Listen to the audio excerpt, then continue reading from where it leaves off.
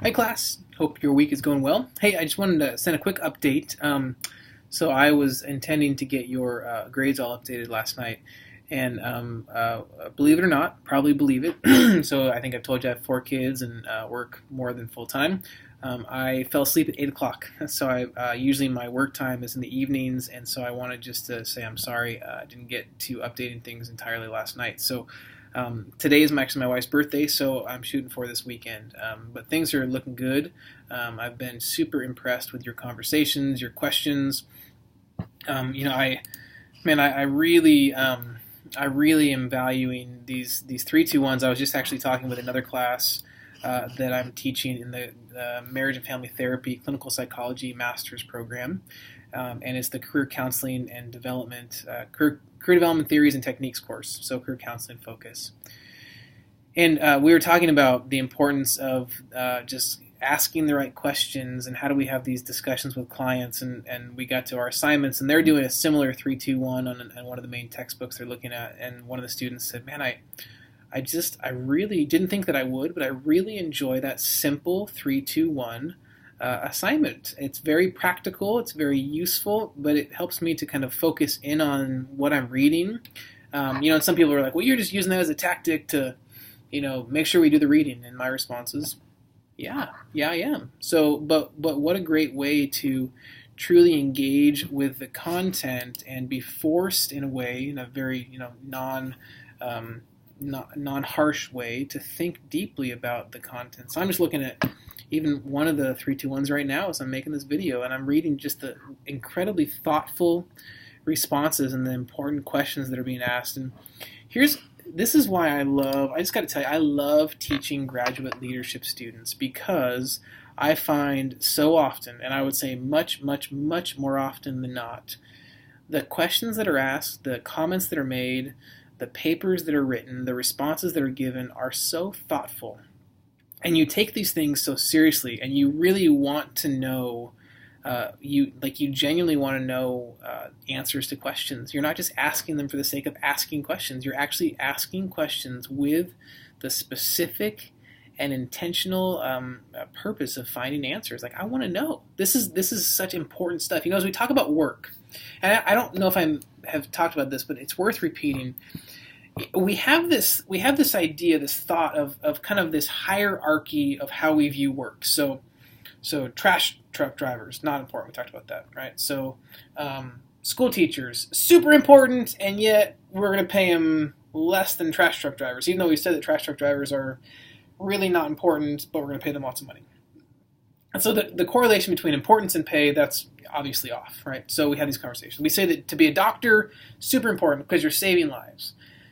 Well, you're just a manager, so you're like middle of the road here, right? So you're here. Or we say that hedge fund managers have, this I don't know if they always do, but there's this perception that they have a very kind of elite, prestigious job. And so we have this hierarchy where things are more important and things are less important. And it's not right. It's not a right perspective that we have. And the incredible value and purpose and meaning that we can not only find in work, but we can then inject in work is incredible.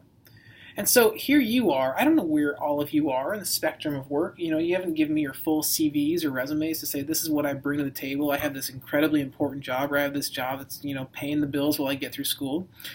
But even if it was, who's to say this isn't incredibly important because it's paying your bills?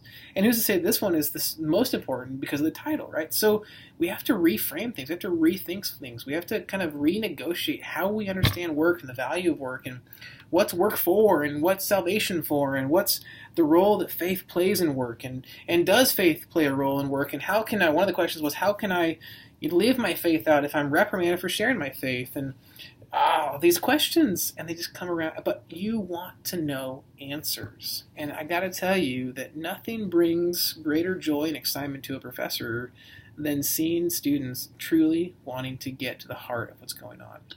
So, and this is a get to the heart of what's going on class. There's no getting around it. Like, if you're going to engage in this class, you're going to get to the heart of what's going around, right? What's really let's dive deep into what's really going on in this topic. Because vocation, as it specifically relates to calling and career and work, right, all these things, This is so much of our lives. And so here you are in a leadership program studying vocation in a changing world. And how do we understand those dynamics? Hence the name of the class. And as you are equipped in these readings, these questions, these videos, these dialogues, I do really believe that it gives you a leg up on kind of thinking deeply about who you are and what you do. I had a student a number of semesters ago, and we're reading the books, and I think it was the third week of class when we had just finished reading The Gift of Being Yourself. And this one, that's a short book, 100 and something pages, and the one student said, man, where was this book in my 20s? He was in a senior leadership role within his organization. He'd been working for a number of years. So I think probably my thought was, well, it wasn't written when you were in your 20s. But the concepts, they were still around.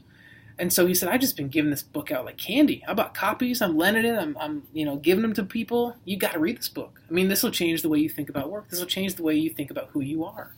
And I think the class just continues to get better and better from there. We have that book, and it goes into the next great book, which goes into the next great book, which goes into the next great assignment.